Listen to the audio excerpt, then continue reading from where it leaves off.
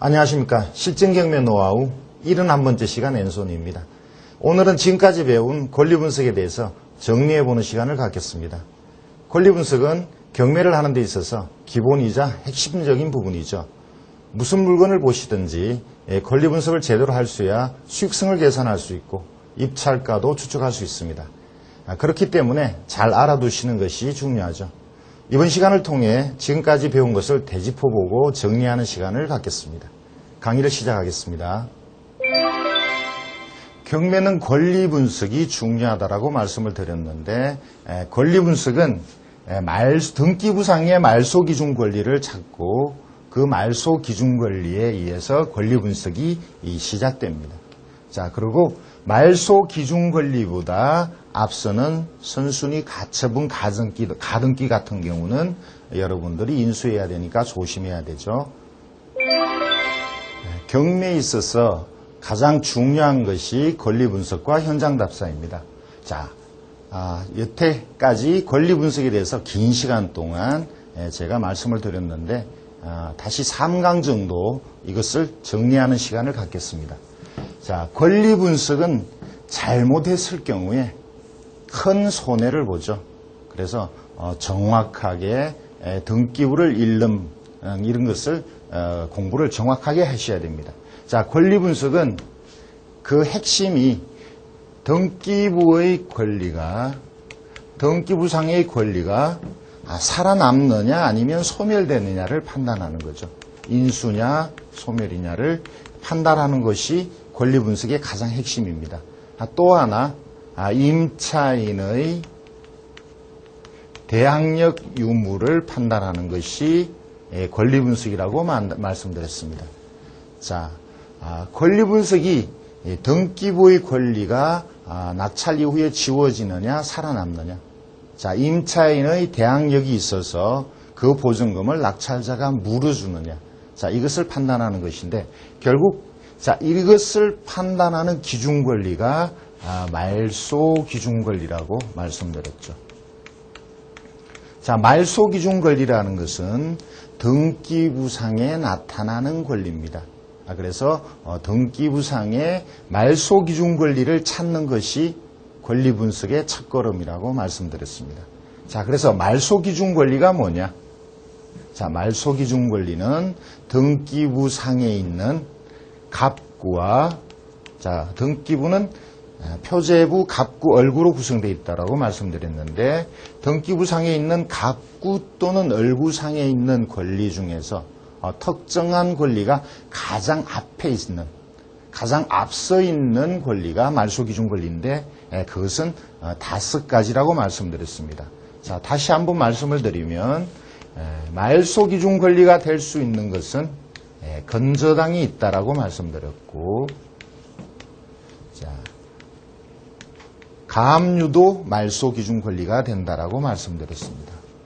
자, 담보 가등기는 경매에 있어서 건저당과 같은 역할을 하니까 역시 이 담보 가등기도 말소 기준 권리가 된다라고 말씀드렸고, 집합 건물의 전세권이 일정 조건 하에서는 말소 기준 권리가 된다고 말씀드렸고, 자, 이렇게 1, 2, 3, 4번의 권리가 없을 때는 경매 개시결정이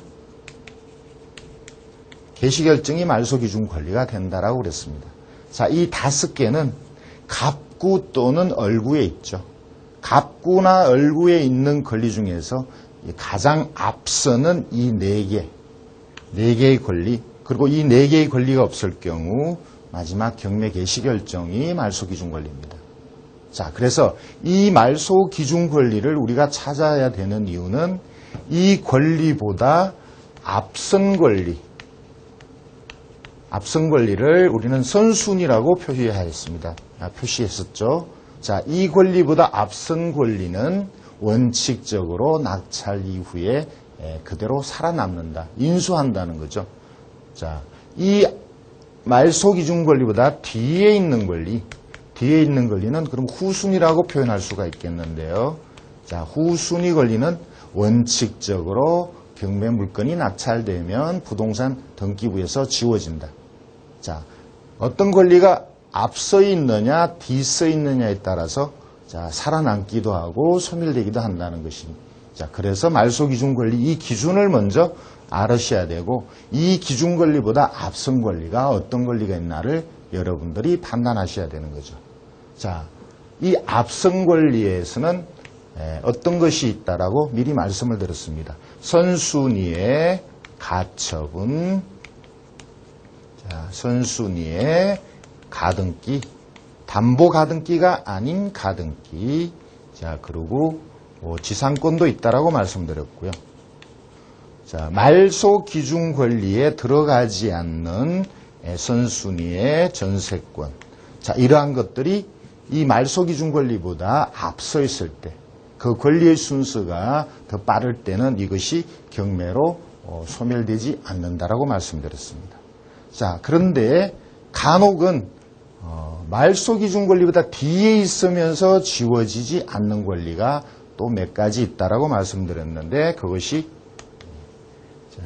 예고등기죠. 예고등기는 일단 이 예고등기 자체는 말소 기준 권리 앞에 있든 뒤에 있든 경매로 지워지지 않습니다. 자, 그 외에 등기부에 올라가지 않는 유치권이나 법정지상권이 역시 낙찰자가 별도로 부담해야 되는 권리라고 말씀드렸고 또 하나 임차권. 임차권이 만약 그 내용이 대항력이 있고 배당을 받지 못할 경우 역시 낙찰 부담이 되는 거죠. 자, 지금까지 말씀드린 이렇게 많은 권리들이 결국 여러분들이 부담을 가져야 될 내용인데 간혹은 또 이러한 부담 중에서 간혹은 또 해결되어서 특별한 수익을 주기도 한다고 말씀을 드렸습니다. 자, 이런 여러 권리에 대해서 한 번 더 또 사례를 다시 찾아서 여러분에게 좀 더 설명을 드리겠습니다. 자료를 같이 보실까요? 충남 금산에 주택이 경매로 나왔습니다. 자, 보통의 주택이고요. 토지 건물 일괄 경매입니다. 1,000만 원의 경매가 시작되고 1,300에 낙찰된 사건입니다. 자, 아래쪽의 내용을 보면 특별히 주의하실 내용은 없습니다. 관리지역이고 여기 파랗게 보이는 게 아마 금강인 것 같습니다. 금강 경내 500m 이내 수변구역, 수변구역이거나 수질보전대책지역은 여러 가지 개발에 제한이 있죠. 자, 그런 내용을 여러분들 역시 유의를 하셔야 됩니다. 예를 들어서 주거는 관계가 없지만 건림 같은 것은 짓는 것이 많은 제약을 받습니다. 자, 아래쪽을 보시면 자, 그 위쪽에 채무자가 설시였죠. 자, 그런데 아래쪽에 임차인으로 설시가 나오고요.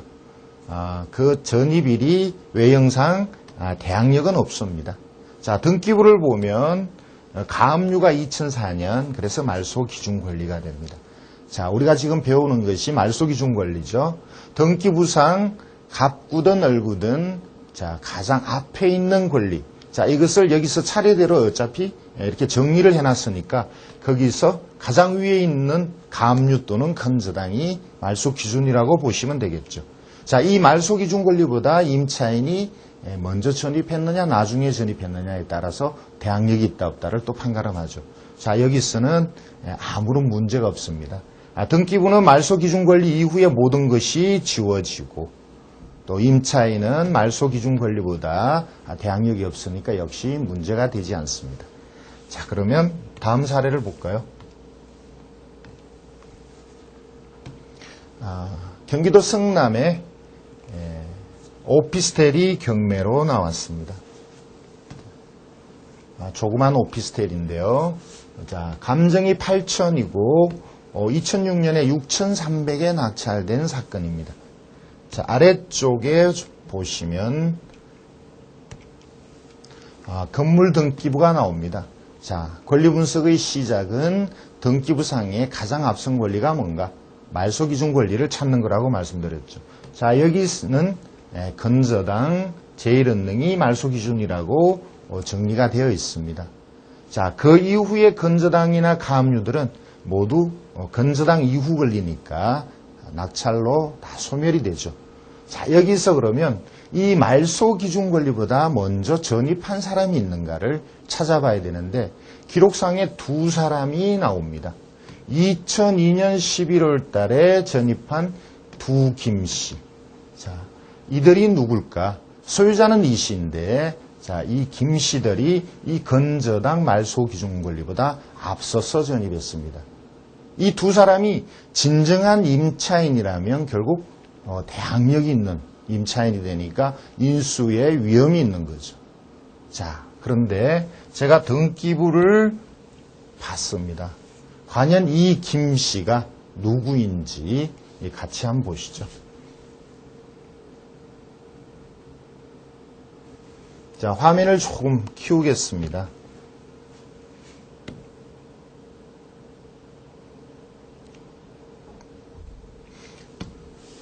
조금 전에 여러분이 보셨던 그 김씨의 이름이 여기 나타납니다. 자, 우리은행에 대출을 받고 그 채무자로서 이 김씨의 이름이 나오죠. 자, 임차인이 채무자가 되는 것은 극히 희박한 일입니다. 제가 볼 때는 채무자와 소유자와 이 채무자는 특별한 관계에 있다라고 보여지는 거죠. 그렇다면 앞에 기록에 있어서 말소 기준 권리보다 먼저 전입했지만 이 채무자는 임차인이 아닐 가능성이 아주 크다는 겁니다. 자, 이러한 내용을 여러분들 바탕으로 해서 실제 현장을 가거나 아니면 채권은행의 담당자로부터 임차인인지 아닌지를 확인한다면 여러분들은 저렴하게 이 물건을 낙찰받을 수 있는 기회가 되겠죠. 자, 그러면 다음 사건을 또 말씀드리죠. 부산시 해운대에 아파트가 경매로 나왔습니다. 자, 7,800에 감정이 되었고요. 6,300에 낙찰이 된 사건입니다. 아래쪽에 보시면 조금 복잡한 내용의 자료가 나옵니다. 자, 임차인이 강 씨가 있고요. 자, 97년 아주 오래전에 전입하고 3,500만 원 대항력을 주장합니다. 그런데 등기부를 보면 2002년도에 현재의 소유자가 경매로 낙찰받았다라는 기록이 나옵니다. 자, 그리고 낙찰받고 은행에 잔금 대출을 받았습니다. 자, 2002년에 현재의 소유자가 경매로 낙찰받았는데 그 이전부터 살고 있던 사람이 아직도 점유하고 있습니다. 그러면 이 사람은 누굴까? 이 강 씨는 어떤 권리로 현재까지 이곳을 점유하고 있나? 자, 이런 거에 대한 추리가 필요합니다. 자, 현재의 자료로 봐서는 경매를 당했으니까 종전 소유자일 수도 있겠다. 또는 자, 경매를 당한 그 당시에 종전 임차인일 수도 있겠다. 그렇다면 현재의 경매 기록이 아닌 이 앞서서 있었던 경매 기록을 봐야 이 강 씨가 어떤 권리를 갖고 있는지를 알 수 있겠죠. 현재의 권리로 봐서는 임차인인지 아닌지, 진정한 임차인인지 아닌지, 대항력이 있는지 없는지를 쉽게 판단할 수가 없습니다. 자, 다행히 여기 어떤 기록이 하나 나옵니다. 임차인 강 씨는 종전 경매에서 1,200만 원을 배당받고 나머지 못 받은 부분에 대해서 대항력을 주장하고 있었는데 현재 소유자인 낙찰자와 2002년 11월 18일 날 재계약했다라는 기록이 있습니다. 자, 종전의 경매에 있어서 임차인이었다가 대항력을 주장을 했었는데 현재의 낙찰자와 재계약을 했다. 자, 재계약을 했다면 그때부터는 종전의 대항력은 일단 끝이 난 거고 새로운 임대차 계약에 의해서 대항력을 판단해야 됩니다. 그런데 그 날짜가 2002년 11월 18일. 자, 말소 기준 권리인 건저당보다 늦죠. 자, 그렇다면 강 씨는 대항력이 없을 가능성이 아주 큽니다. 자, 일단 거기까지만 판단하시고 그 이전에 어떤 경매가 있었는지에 대해서 같이 검토를 한번 해보시죠. 자, 먼저 등기부를 한번 보겠습니다. 자, 등기부에는 종전의 경매 사건에 대한 기록이 나옵니다.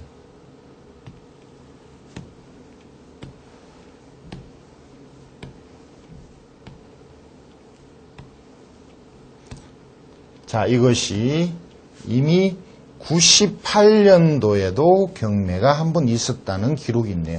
98 타경 3372로 국민은행이 채권자로 한 경매가 한 번 있었다라는 기록이 나옵니다.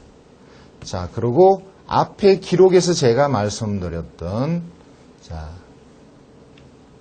그 98년의 경매 이후에 또 경매가 한 번 있었습니다. 자, 그것이 2002년 사건이네요. 2002년도에 4691라는 경매 사건이 있었습니다. 그렇다면 현재의 경매까지 이것이 두 번째 경매니까 현재의 경매는 세 번째 경매가 됩니다. 결국 강 씨가 이 앞에 있었던 이 사건에 어떤 위치에 있었는지 기록에 의하면 임차인으로 있었다고 되어 있습니다만 이것보다 또 앞에 있었던 경매 사건에서는 어떤 내용으로 있었는지가 모두 궁금하죠. 자, 이렇게 여러분들은 앞에 사건까지를 모두 파헤쳐야 현재의 그 사람의 권리에 대해서 정확하게 판단할 수가 있는 겁니다. 자, 이걸 너무 깊이 들어가기는 제가 시간이 되지 않으니까 이 앞에 있었던 두 개의 사건을 잠깐 자료를 보여드리죠.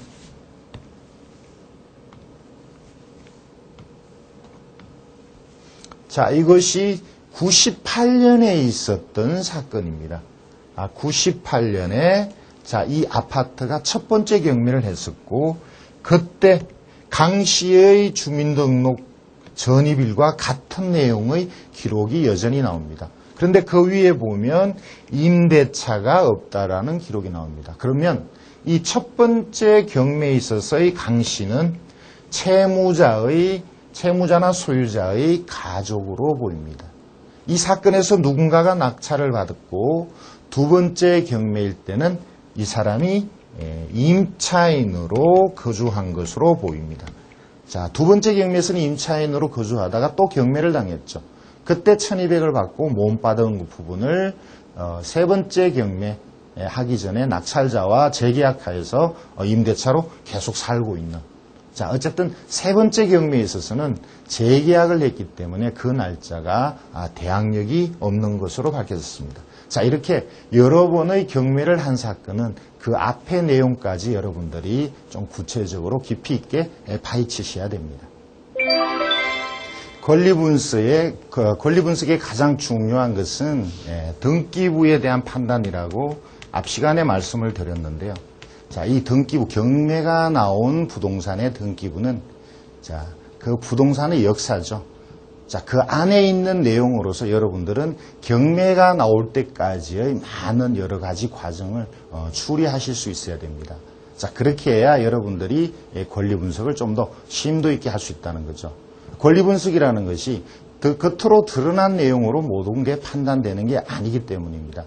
간혹은 등기상에 나타난 권리자를 여러분들이 직접 찾아가셔서 등기부에 주소가 나오니까 직접 찾아가셔서 실제 그 내막을 물어보고 이것이 문제가 되는가 또는 문제가 되지 않는가를 또 판단을 해야 되기도 합니다. 자, 등기부상의 권리의 순서가 매우 중요하죠. 권리 순위라고도 하는데요. 자, 이 권리의 순위는 자, 역시 미리 말씀을 드렸습니다만 같은 갑구나 같은 을구 같은 구 안에서는 순위 번호가 빠른 것이 권리가 앞서죠. 만약에 갑구하고 을구 사이의 순위를 따질 때는 예를 들어서 감유와 건저당이 순위가 어떤 것이 빠르냐를 따질 때는 그때는 접수한 날짜를 보고 순서를 따집니다.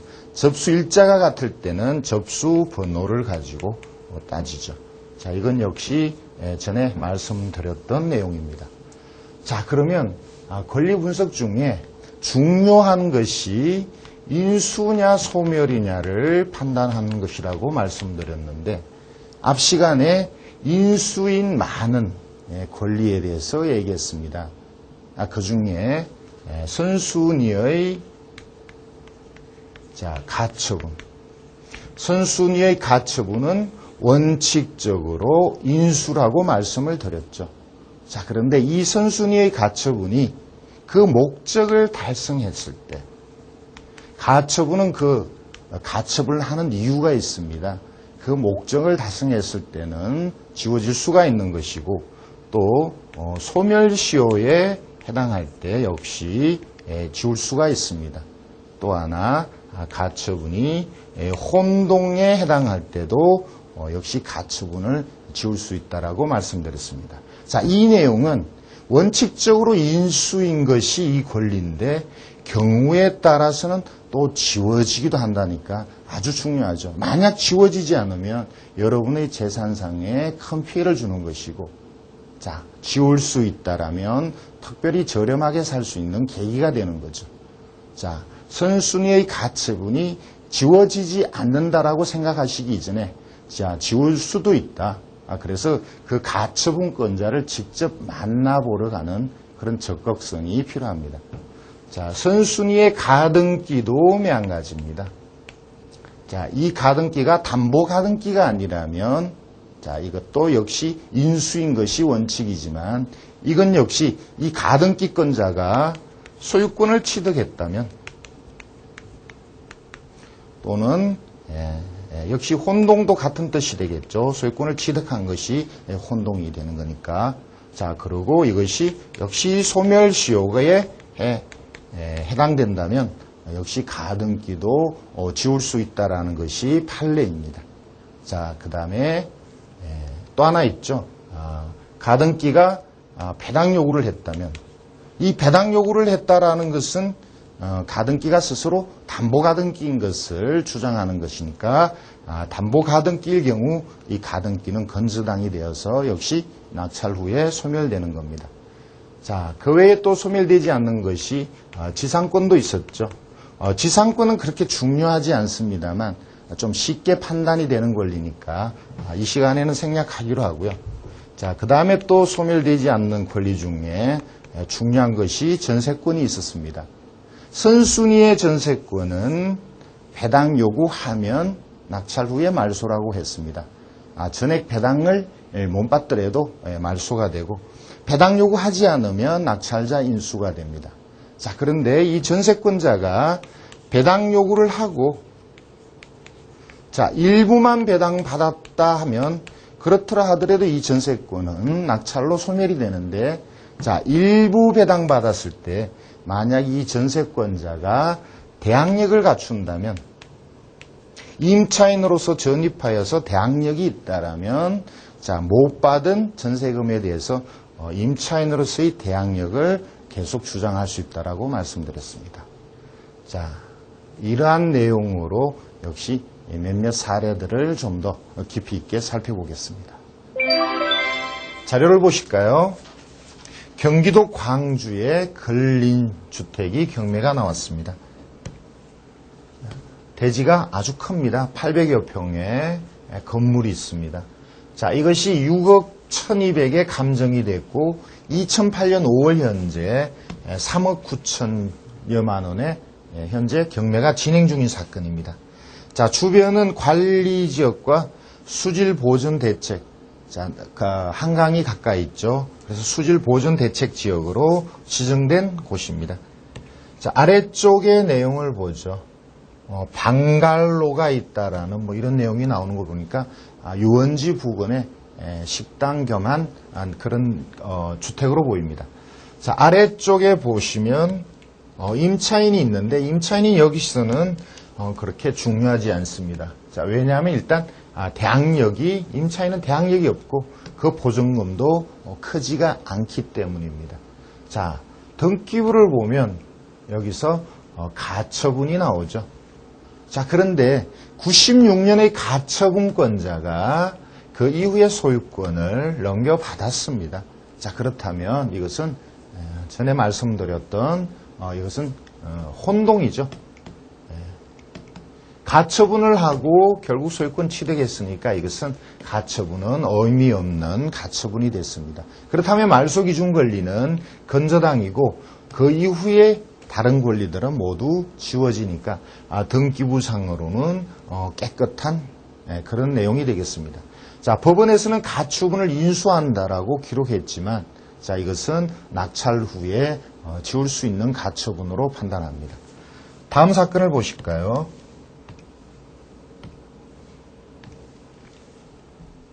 자, 역시 경기도 광주의 빌라가 경매로 나왔습니다. 자, 보통의 빌라로 보이네요. 최종적으로는 취하된 사건입니다만 아래쪽의 기록을 좀 보죠. 자, 여기 보면 등기부가 있고요. 자, 여기에 등기부상에 이시의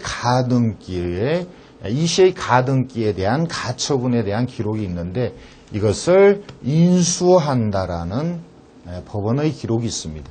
자, 말소되지 않는 선순위 가처분이 있다라는 기록인데 자, 그 외에는 다른 것은 문제가 되지 않습니다. 자, 이 가처분이 뭔지 등기부를 같이 한번 볼까요? 등기부를 좀 키우겠습니다.